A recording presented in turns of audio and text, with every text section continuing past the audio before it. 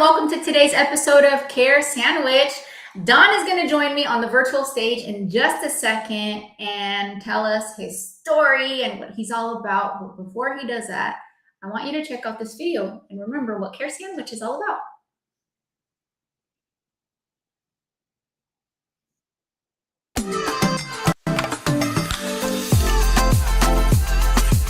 Welcome to Care Sandwich, the podcast where we dive into the success journeys of law firm owners across the country. I'm Margarita Eberlein, your host and the founder of Marketing Boss, a fractional chief marketing officer firm for law firms. On this show, we'll explore the challenges, strategies, and victories that have shaped law firms and how they wrap every interaction with care.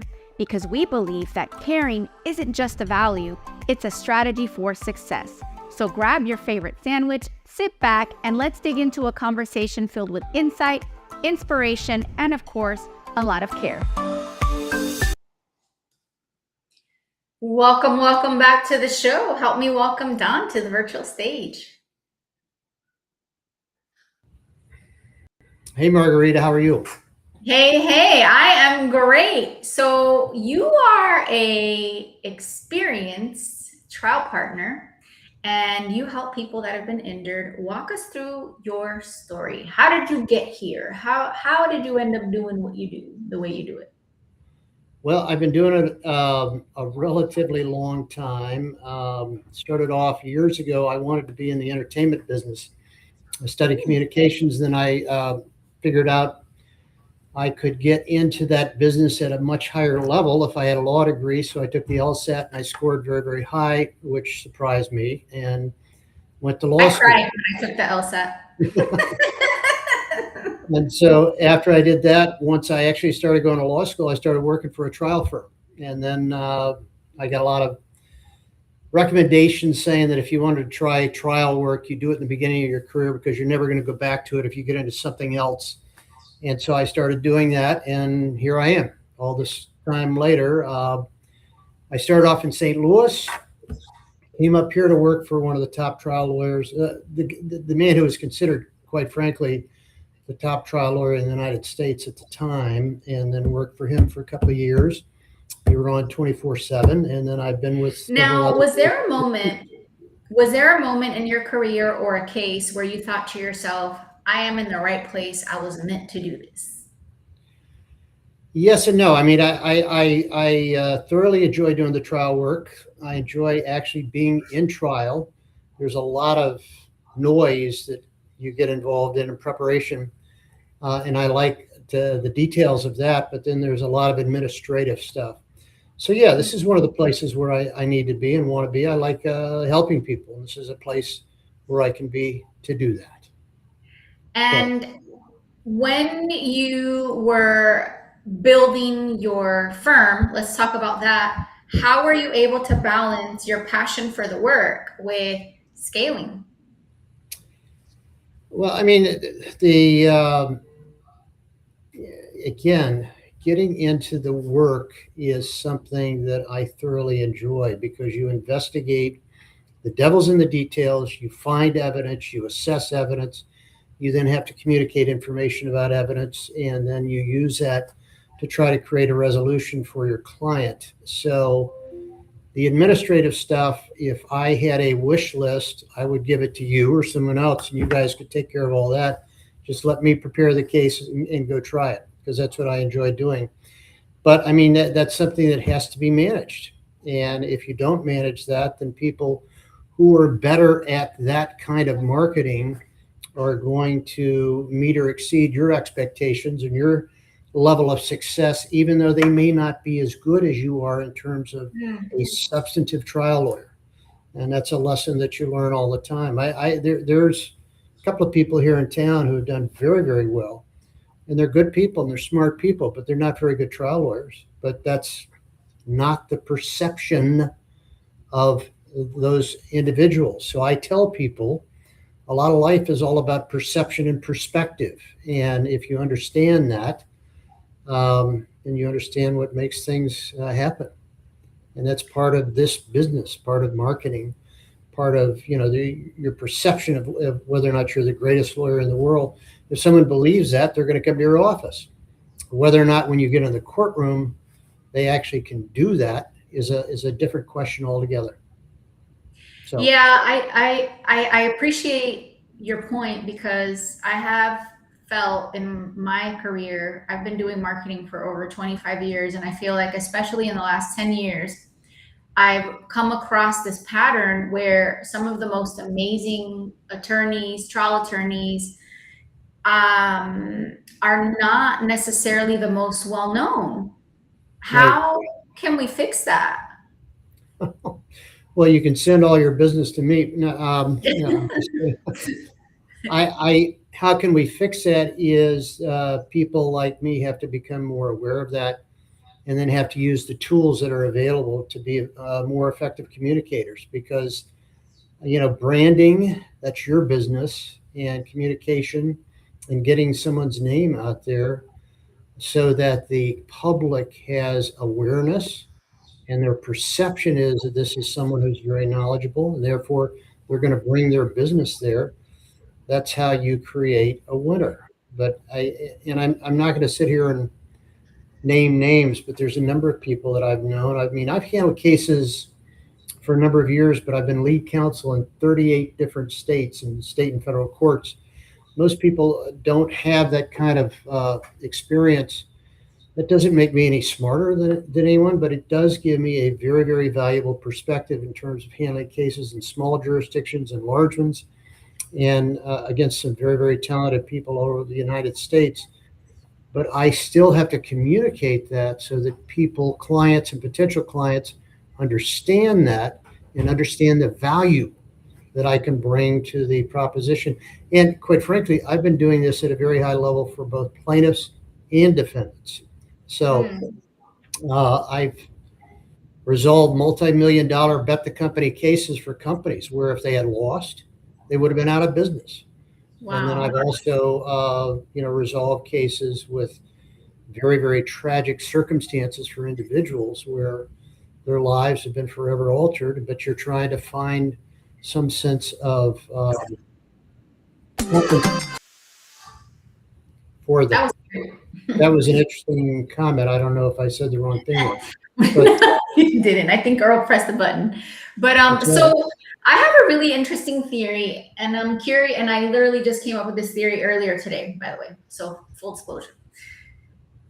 And I was talking to a really awesome attorney about video, and I had this aha moment. I was like, I think the very things that make you great in a trial are the very things that are getting you to the point where you're resistant to putting yourself out there. And he was like, what do you mean? And I was like, who told you that it wasn't okay to make mistakes?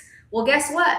Your attention to detail, your ability to just overly analyze the patterns and things that makes you good in a trial, right? In front of a jury or a bench trial.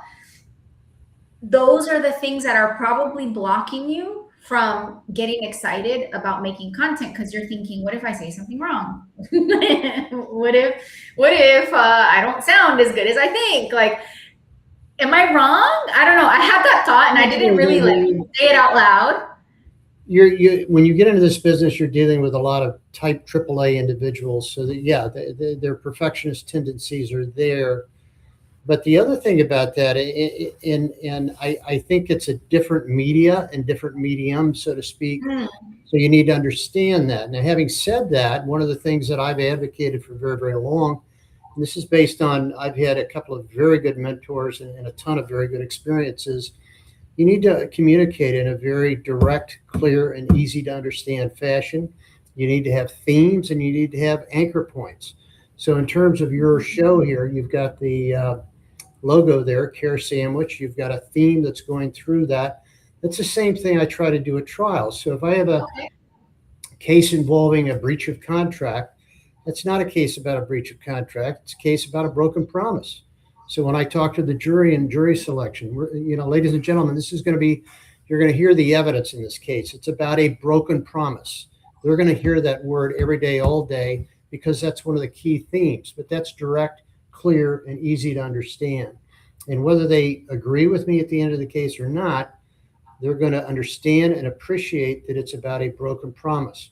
Because I believe you me, people who do not, a lot of lawyers, particularly young lawyers, make the mistake that when they get into a courtroom and they start telling people about evidence, that the jurors are going to absorb that right away. They're not going to absorb a lot of that. That's why you need to have primacy and recency. That's why you need to have themes. That's why you need to have anchor points. And that's the same thing in your business. And when you have a 30-second intro or a 15-second whatever, you've got a theme that you communicate there, and there's something there that's intended to grab the attention of the listener. And so that's what I try to do with themes and anchor points. And it's all based on the evidence. So it's not something where, I'm just making it up. So, but that's an effective way of communicating. I don't know if that answered your question, but. Yeah, no, this is great. I'm wondering, so you probably get a lot of referral business because it seems like you are the guy to go to. How somebody who's listening and is thinking, like, I want to connect with this guy, and send him my cases. What's the best way to do that? What's the best way to get a hold of you, to find you? Well, I always give people my cell number and tell them to either text me or call me, but it's, and I think it was up here earlier, but it's 630-817-1503. 630-817-1503. The most effective way to communicate with me is to send a text. You can certainly call and I'll call you back, but if I'm in the middle of something, I can always take a look at the text. My email is very simple. I'm with McCready Law here in Chicago, and so my email is donald@mccreadylaw.com. So both of those ways are very, very effective. Wonderful. And what is an ideal case for you? Give us the profile of the ideal case, the ideal client, so that our listeners can keep a lookout for those types of cases. Yeah, well, our firm handles all types of personal injury litigation, and I'm in charge of all the complex catastrophic litigation. So any type of significant personal injury case. I also handle commercial litigation and property subrogation, but the bread and butter, the focus is really catastrophic and larger personal injury cases. And so, like I said, I've handled this for plaintiffs and defendants in 38 different states, and know how to put those cases together, how to assess them, see what the relative likelihood of success is, and be able to maximize the recovery for people who have had a very, very bad experience. That is wonderful. Are there any words of advice that you can give to maybe some folks in our audience that are attorneys and that are thinking, I would love to build a career as a partner, owner of a firm, and I also love the work. How am I going to be able to manage both things? Well, the phrase that I use all the time, particularly with younger lawyers, is the devil's in the details. You need to thoroughly understand your business and your business model. And that's what I tell people. And the more you do that, the more you'll be able to manage it more effectively. And when you're able to manage more effectively, you can teach others how to manage it more effectively. So if you can keep that phrase in mind, particularly in the trial work, the devil's in the details, you're going to put yourself in a position to handle your life in a more time-effective and cost-effective fashion, in my view. Love it. You got to know your numbers, right? Indeed. Cost per case, all that fun stuff. Sure. Well done. It has been a pleasure. I got one more fun question for you. What is your favorite sandwich?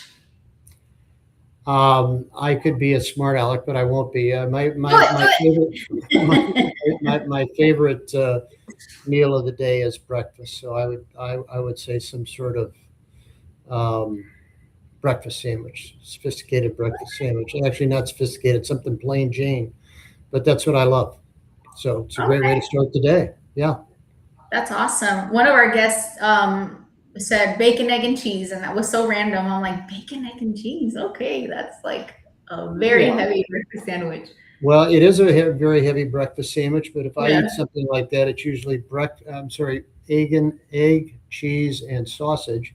Bake, sausage, cheese, and egg, which is not good for your cholesterol, but I only eat something like that once every 2 or 3 weeks. Yeah. But it's nirvana when I do that. It's great. Yeah. You savor every bite. You betcha. And then That's awesome. I just hold on to that experience for the next 2 or 3 weeks. We'll go from there. That's awesome. I'm like that about cheeseburgers once a month. But Don, it's been a pleasure. Folks, I hope you've enjoyed this episode as much as I have. Don's contact information is on the screen. Get in touch with him. Talk to him about your trials. If you want to refer cases, highly encouraged to have a network always. And we hope to see you in the next episode of Care Sandwich. Don, we'll see you backstage. Thank you, Margarita. I appreciate it. Thanks for the opportunity.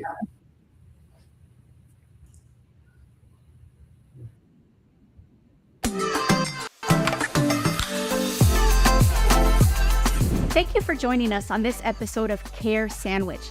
Remember, the way we care for our clients, our teams, and ourselves can make all the difference in our success. Until next time, keep caring, keep growing, and I'll see you on the next